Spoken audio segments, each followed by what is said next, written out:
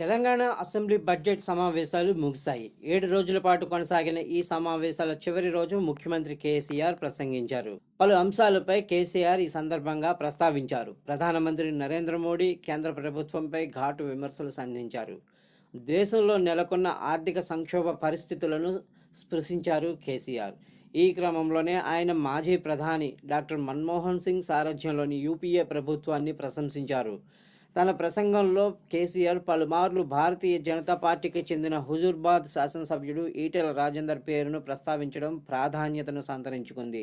దీనితో ఈటెల ఇక త్వరలో భారత రాష్ట్ర సమితిలో చేరొచ్చనే ప్రచారం జోరుగా సాగింది. అసెంబ్లీ లాబీ, మీడియా పాయింట్లో ఇదే అంశం ప్రస్తావనకు వచ్చింది.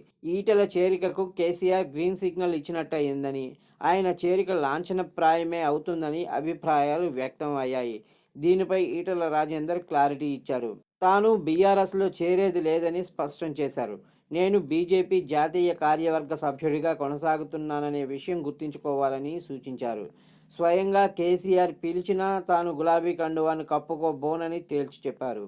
ఇలాంటి మెతక మాటలకు ఈటెల రాజేందర్ అనేవాడు పడిపోడు, పొంగిపోడు అని వివరించారు. 2004లో కూడా తనపై ఇలాగే దుష్ప్రచారం చేశారని, అప్పుడు టీఆర్ఎస్ను వీడలేదు, ఇప్పుడు బీజేపీని వీడట్లేదు అని పేర్కొన్నారు.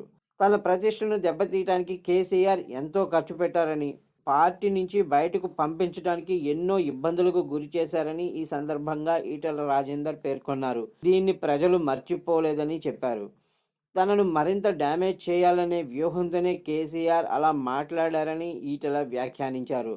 పలకరించుకోవడం, పక్కన కూర్చున్నంత మాత్రాన పార్టీలు మారరనే విషయాన్ని కేసీఆర్ గుర్తుంచుకోవాలని సూచించారు.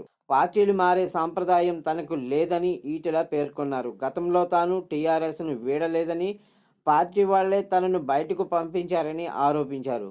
ప్రజల సమస్యల పరిష్కరించడానికి విద్యార్థులు ఎదుర్కొంటున్న మెస్ ఛార్జీలపై సమావేశాలకు ప్రభుత్వ పరంగా కేసీఆర్ తనను పిలిస్తే ఖచ్చితంగా వెళ్తానని స్పష్టం చేశారు. సభలో తాను అడిగిన ప్రశ్నలకు సమాధానం చెప్పినంత మాత్రాన పొంగిపోయే వ్యక్తిని కానని అన్నారు.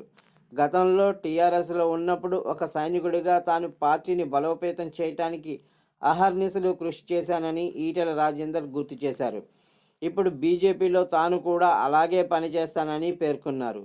తనకు వ్యక్తిగత ప్రయోజనాలు, సొంత అజెండా అంటూ ఏదీ లేదని, తెలంగాణ ప్రజల గొంతును మాత్రమే వినిపిస్తానని చెప్పారు. వారం రోజుల్లో బడ్జెట్ సమావేశాలను ముగించడం సరికాదని ఈటెల రాజేందర్ అభ్యంతరం వ్యక్తం చేశారు.